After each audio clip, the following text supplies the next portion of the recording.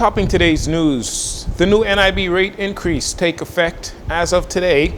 The number of homicides in the country reaches 60 while police investigate shooting incidents on 2 family islands, and the new U.S. Embassy revealed and the new Charge d'Affaires welcomed to the Bahamas.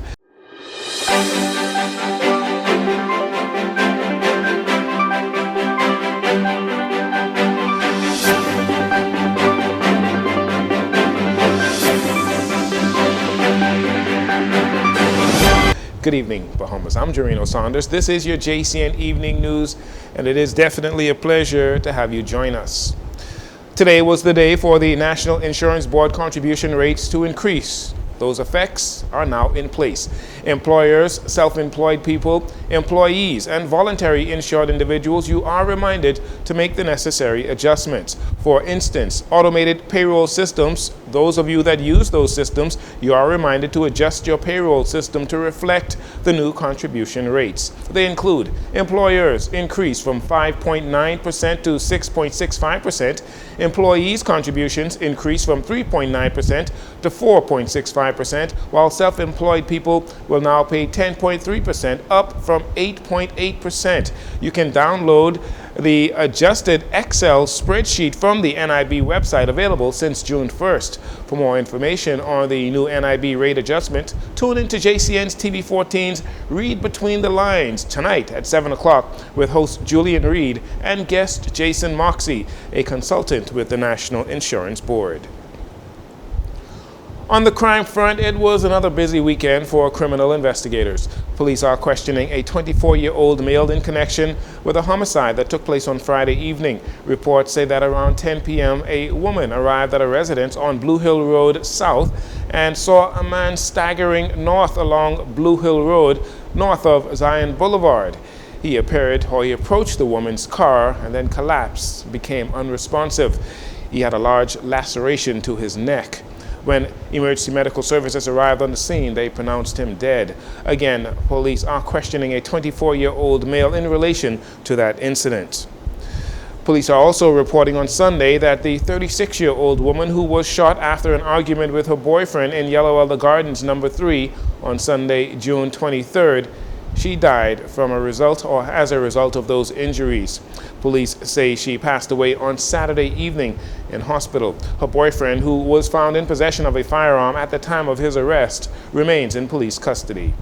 According to JCN's records, these 2 incidents bring the number of murders in country so far this year to 60.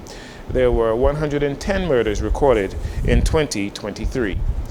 Although not quite ready for the day-to-day operations to begin, the new United States Embassy, the facility on Shirley Street, was officially revealed to the world during a special ribbon-cutting ceremony on Friday night under the theme, Our Shared Future, meaning the Bahamas and the United States. The new U.S. Charge d'Affaires, Kimberly Furnish, was also welcomed. She spoke highly of the successful relationship between the Bahamas and the United States and pledged to build on this. The U.S. and the Bahamas have done great things together, and it is my intention to ensure that our relationship remains ironclad.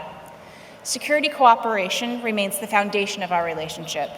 American law enforcement and U.S. military personnel work together with our counterparts across the Bahamian government to curb irregular migration and the illegal flow of drugs. Our cultural closeness that our nations share is as prominent today as it has ever been in our history. Whether it's the pre-clearance operation at the airport that facilitates legitimate travel, or our American Corner program at the University of the Bahamas, investing in cultural exchanges, the next generation of leaders, and people-to-people ties remain my priorities. With that, an ever closer economic relationship remains essential to both our nations. The ribbon cutting for the sophisticated $318 million complex also marked the start of celebrations for the United States' July 4th, 248th celebration of independence. Prime Minister Philip Davis welcomed the new Charge d'Affaires and recognized the United States' independence celebrations and the strong bond between the Bahamas and the U.S. This evening is particularly special as we gather to cut the ribbon for this beautiful new embassy in downtown Nassau. This new building represents our commitment to mutually beneficial ties between our nations. It is a symbol of our enduring friendship as neighbors, as allies in pursuit of a better world, and as collaborators building a brighter and better future together. As we reflect on tonight's theme, our shared future, I am reminded of the countless ways our nations have supported each other over the years, whether in the aftermath of our deepest tragedies or through collaborative efforts to protect our borders. The United States has always been a steadfast ally to the Bahamas. Ground was first broken on the new U.S. Embassy in October of 2019. The mission of the embassy is to advance the interests of the United States and to serve and protect U.S. citizens here in the Bahamas.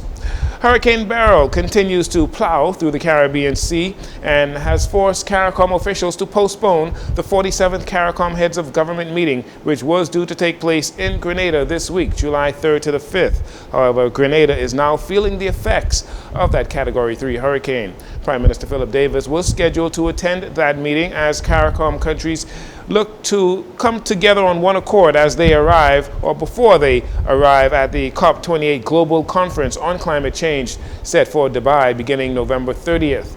Last week, Acting Press Secretary in the Office of the Prime Minister, Keishla Adderley, outlined some of the issues that will be on the agenda when CARICOM finally does meet. The issue of food security is one of the agenda items, and the whole push toward advancing food security region-wide. Climate change also on the agenda. Heads will be solidifying the region's position on climate matters ahead of COP29, which will take place in November. Haiti is also on the agenda. It is envisioned that leaders will meet in caucus to discuss the way forward for Haiti. Another agenda item includes the Dominican Republic's request for associate membership in CARICOM as they seek to forge closer political and commercial relations with CARICOM as an entity. Again, the CARICOM meeting scheduled for this week in Grenada has been postponed until the passing of Hurricane Beryl. And finally, in this segment, it's the principal gateway into the country. The Lynden Pindling International Airport, LPIA as we call it, proudly announced its recent reaccreditation by Airports Council International, ACI, for exceptional customer experience. The airport is one of 19 facilities in the region to attain the mark of excellence for consistent delivery of outstanding service centered on the passenger experience inside and outside of the airport terminal. Having first received accreditation in 2019, LPIA is being reaccredited following the pandemic, accounting for the change in travel needs and expectations of travelers. To obtain reaccreditation, participating airports undergo a thorough assessment of airport services, facilities, and overall guest satisfaction. Vernice Walking, President and CEO at Nassau Airport Development Company, said the achievement underscores LPIA's commitment to providing an extraordinary travel experience for their guests. You're listening to JCN News. We'll take a break here. We'll be right back after these commercials.